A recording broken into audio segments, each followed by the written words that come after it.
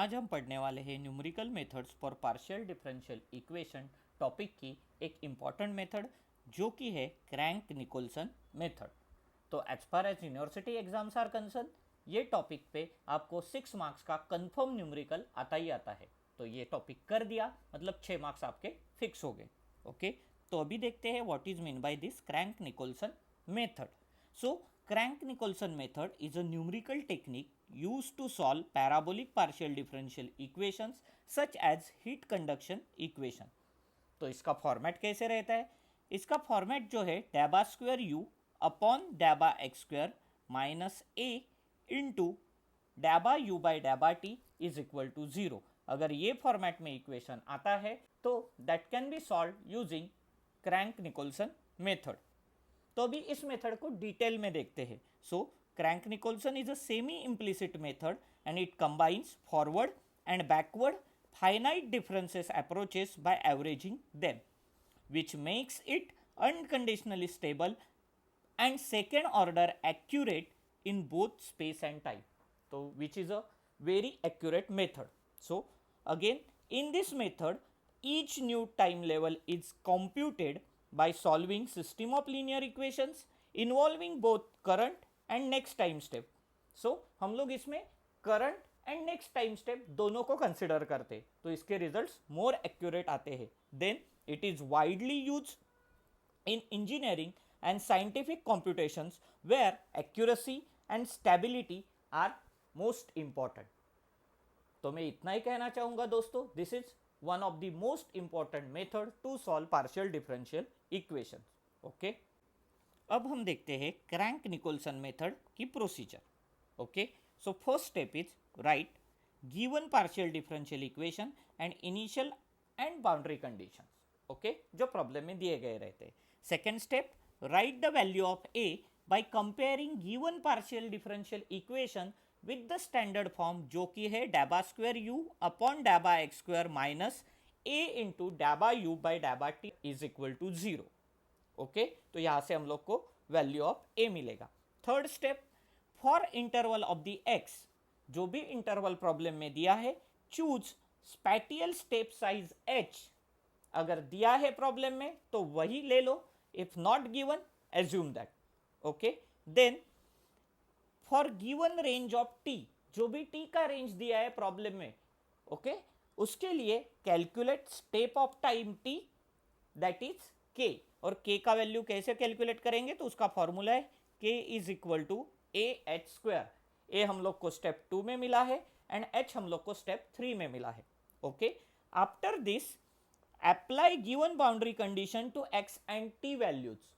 Okay, तो जो भी बाउंड्री कंडीशन है वो एक्स और टी के वैल्यूज को अप्लाई करना है और उसके वैल्यूज लिस्ट डाउन करना है। Okay, then step number 6 is from this all above information we have to prepare the following table। तो टेबल क्या रहेगा देखो, इसमें कॉलम रहेगा t एंड रो रहेगा x।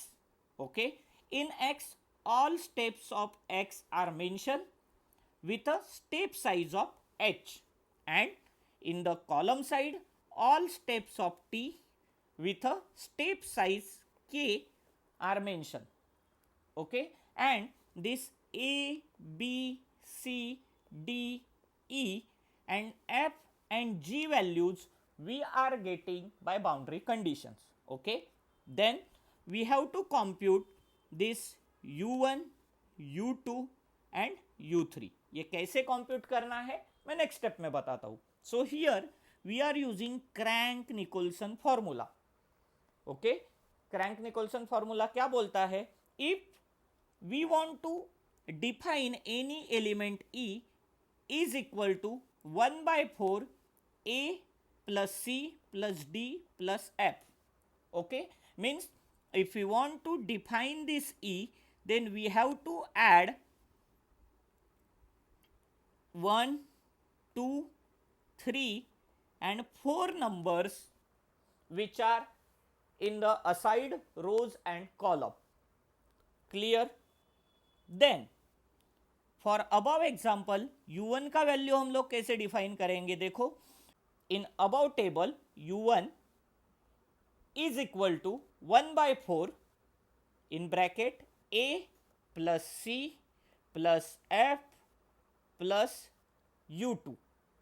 Okay, in the similar way we will write equation for u2, u3, and solving these three equations, okay, we will repeat this same procedure of step 7 up to t steps. Finally, we will prepare the fully filled table with values of all the unknown things, that is the solution of Crank-Nicolson method. Everyone clear about this? अभी इस method का एक और advantage क्या है, देखो, ये type के न्यूमेरिकल में प्रॉब्लम में ऑलरेडी गिवन रहता है solve this numerical using crank-Nicholson method, तो प्रॉब्लम आइडेंटिफिकेशन का इशू ये टाइप के सम्स में नहीं आता है. ओके, अगर आपको ऑल मैथमेटिक्स 3 के टॉपिक डिटेल में स्टडी करने हैं तो हम लोग का ऐप डाउनलोड करें. ऐप का लिंक नीचे डिस्क्रिप्शन में दिया गया है और ऐप में आपको all university numericals solve condition में मिल जाएंगे in a PDF. So go through that. चलो फ्रेंड्स, अब चलते हैं न्यूमेरिकल की ओर. Question 1, solve by Crank Nicolson simplified formula डैबा स्क्वायर यू अपॉन डैबा x square minus 16 into daba u by daba t is equal to 0. Range is given of x from 0 to 1.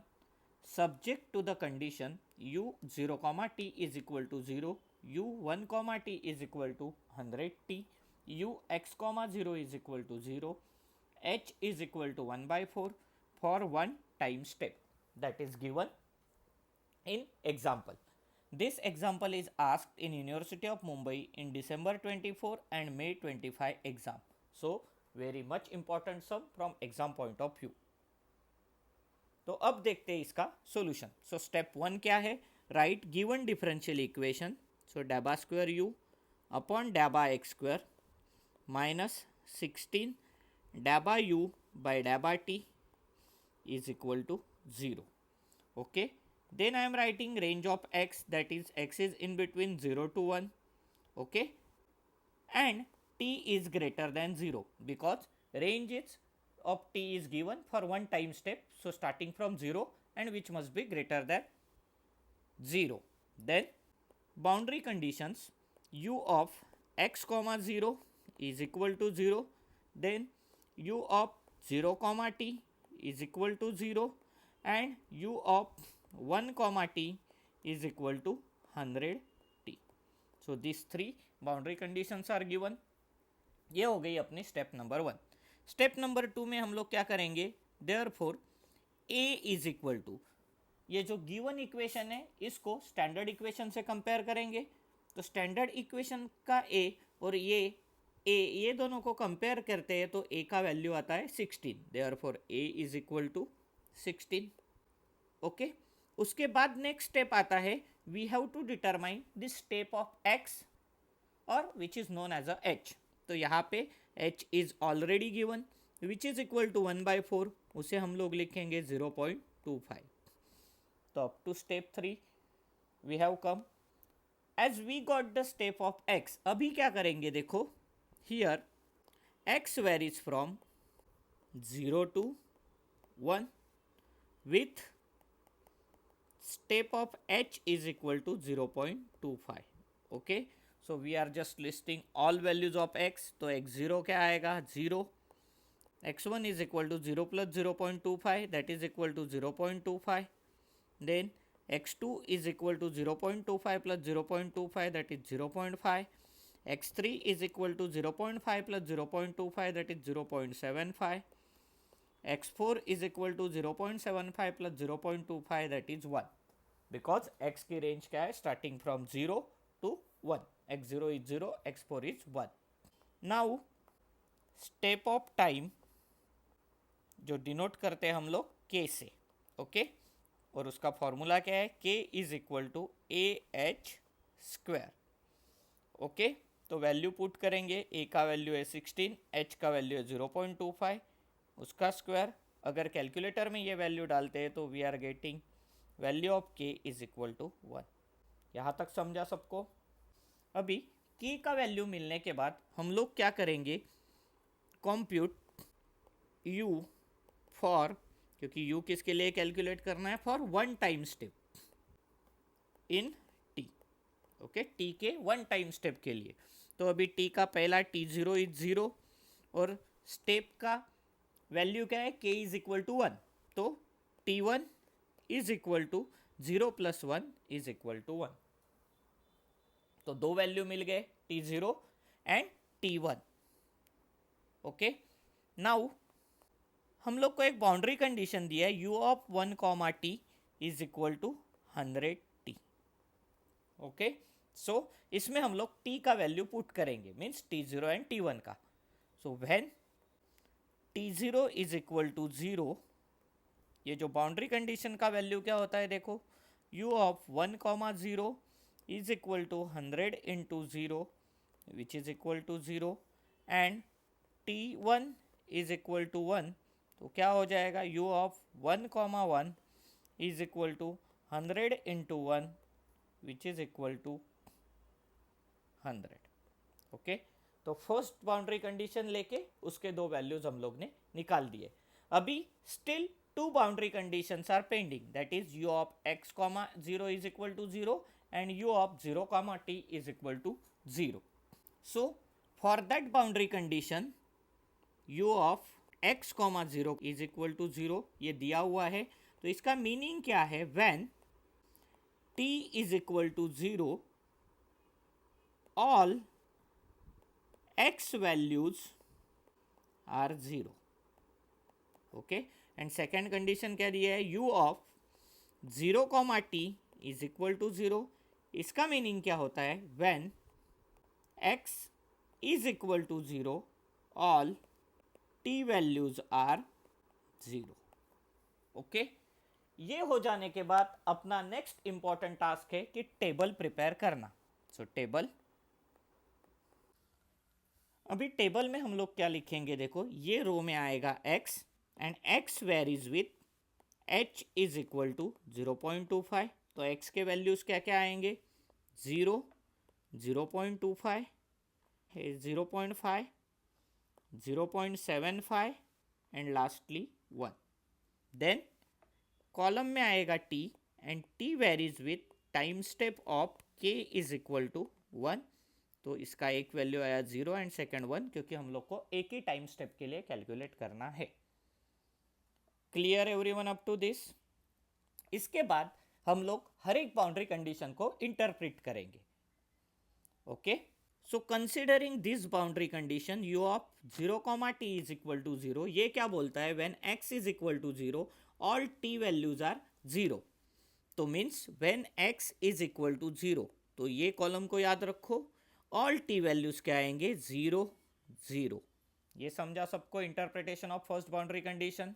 अभी हम लोग इंटरप्रेट करेंगे ये सेकेंड बाउंड्री कंडीशन। देखो u of x comma 0 is 0, तो क्या बोलता है, when t is equal to 0 all x values are 0।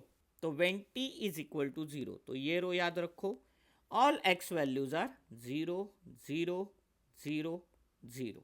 ये समझ में आया? इसके बाद हम लोग इंटरप्रेट करेंगे ये को, u of 1 comma t is equal to 100t। इसमें दो स्टेप्स है, u of 1 comma 0 is 0 and u of 1 comma 1 is equal to 100।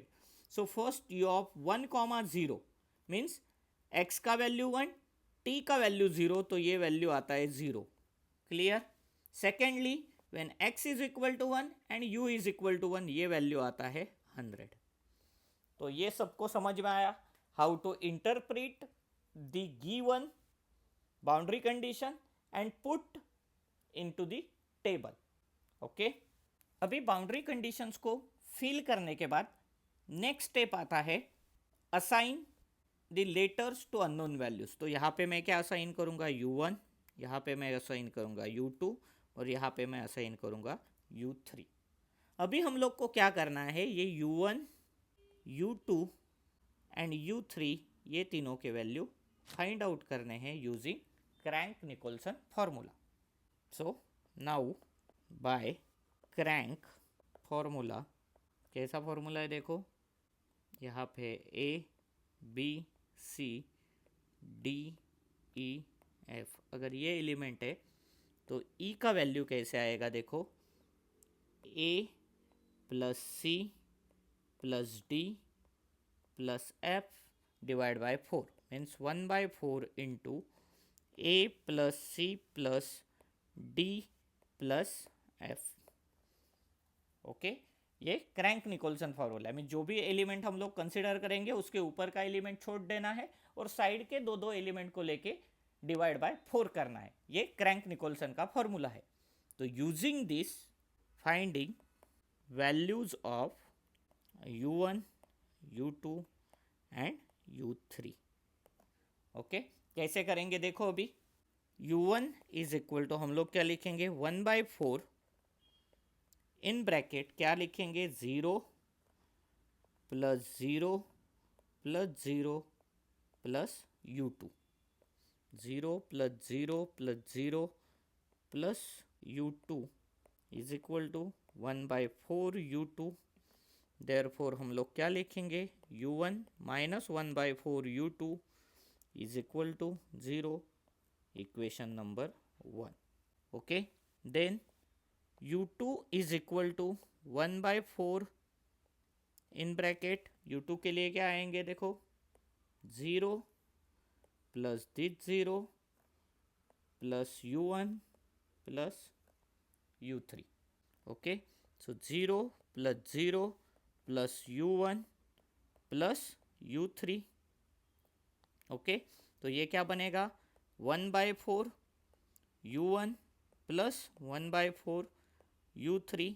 इसे इक्वेशन फॉर्मेट में लिखेंगे तो क्या आएगा minus 1/4 u1 plus u2 minus 1/4 u3 is equal to 0, equation number 2। Okay, now u3 is equal to क्या लिखेंगे देखो this 0 plus this 0 plus u2 plus 100। So 1/4 in bracket 0 plus 0 plus u2 plus 100। Okay, तो ये क्या हो जाएगा 1/4 u2 and 100 divide by 4 तो हो जाएगा 25। ओके, अभी क्या करता हूँ देखो therefore 1/4 minus 1/4 u2 plus u3 is equal to 25। This is equation number 3। अब देखो दोस्तों, अपने पास ये 3 इक्वेशंस है, first one, second one, third one, और 3 वेरिएबल्स है। सो solving 1 2 and 3 in calculator we will get u1 is equal to 1.786, u2 is equal to 7.144, u3 is equal to 26.79। okay, this is the answer of u1 u2 and u3. Now we have to put these unknown values of u1 u2 and u3 in that previous table. That is our final answer.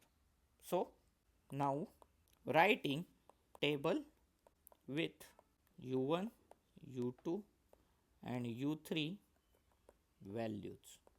okay, तो यहाँ पे x आएगा, x varies with h is equal to 0.25, इसके values है 0 0.25 0.5 0.75 and 1। यहाँ पे आएगा t, t varies with k is equal to 1 और इसके वैल्यूज है 0 and 1 because only one time step is ask. ये है 0 0 0 0, this one is also 0, this one is 100, this one is 0 and this one is u1 u2 u3। तो u1 क्या है 1.786, u2 is 7.144 and u3 is 26.79। तो दोस्तों ये है अपना final answer of crank Nicolson method. Okay तो यहाँ पे ये अपना सम कंप्लीट हो गया। अभी यहाँ पे एक ही स्टेप पूछा था इसलिए हम लोग ने 0 और 1 तक निकाला। If 3 steps ask then we have to take total 4 ready. So depending on the number of step हम लोग को ये सम आगे सॉल्व करना पड़ेगा। So detail numericals are available on app in PDF format. Thank you.